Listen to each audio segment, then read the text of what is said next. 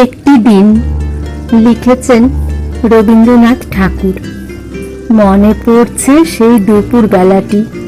ক্ষণে ক্ষণে বৃষ্টি ধারা ক্লান্ত হয়ে আসে, আবার দমকা হাওয়া তাকে মাতিয়ে তোলে। ঘরে অন্ধকার, কাজে মন যায় না।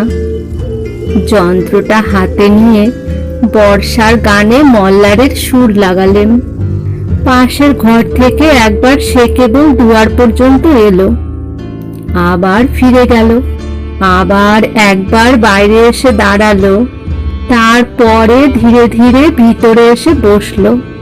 হাতে তার সেলাইয়ের কাজ ছিল, মাথা নিচু করে সেলাই করতে লাগলো। তারপরে সেলাই বন্ধ করে জানালার বাইরে ঝাপসা গাছগুলোর দিকে চেয়ে রইল। বৃষ্টি ধরে এলো, আমার গান থামলো।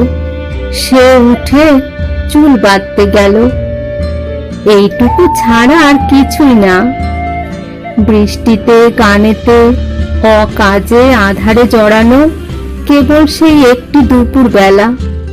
ইতিহাসে রাজা বাদশার কথা, যুদ্ধ বিগ্রহের কাহিনী সস্তা হয়ে ছড়াছড়ি যায়, কিন্তু একটি দুপুর বেলার ছোট একটু কথার টুকরো দুর্লভ রত্নের মতো কালের কৌটোর মধ্যে লুকোনো রইল। দুটি লোক তার খবর জানে।